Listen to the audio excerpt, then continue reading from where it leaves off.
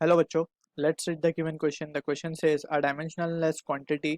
Option A हमें given है never has a unit. Option B given है always has a unit. Option C given है may have a unit.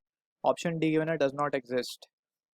So इसे समझने के लिए we need to understand the key concept as we need to recall. हमें recall करना होगा कि कौन सी क्वांटिटीज ऐसी हैं जिनके पास डायमेंशन और डायमेंशन है लेकिन यूनिट नहीं है, या फिर हम ऐसा कह सकते हैं कि उनके पास यूनिट है लेकिन डायमेंशन नहीं है. सो फॉर दैट एक स्टेटमेंट हमें दिमाग में रखना होगा, that is dimensionless quantity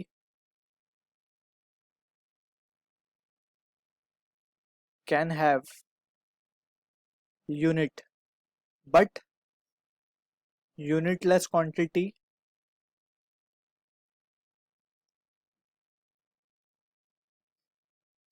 can't have dimensions. Alright, so ये इंपॉर्टेंट स्टेटमेंट है, we need to keep in mind. अगर हम इसका एग्जाम्पल देखने की कोशिश करें to understand it better, so we can say हम बात करते हैं सॉलिड एंगल की. तो सॉलिड एंगल एक क्वांटिटी है जिसका यूनिट होता है स्टेरेडियन. ऑलराइट, तो स्टेरेडियन एक ऐसा यूनिट है जो जिसका यूनिट तो है स्टेरेडियन लेकिन it does not have dimension. तो डायमेंशनलेस है ये. ऑलराइट, लेकिन वहीं पे अगर हम बात करें स्ट्रेन की, ऑलराइट, सो स्ट्रेन ऐसी क्वांटिटी है जिसके पास ना ही यूनिट है, इट इज यूनिटलेस. और अगर ये यूनिटलेस है तो इसे डायमेंशनलेस होना पड़ेगा. Alright, dimension less.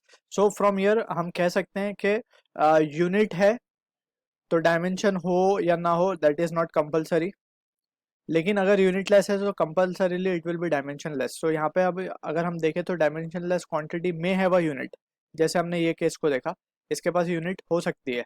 सो यूनिट है इसकी, so we can say option C हमारा जो होगा वो करेक्ट होगा. Always have a unit, it is not correct, क्योंकि यहाँ पे अगर हम देखें तो ऑलवेज यहाँ पे ये यूनिटलेस है. Alright, so option C is the right answer to the question. I hope you understood the solution. All the best.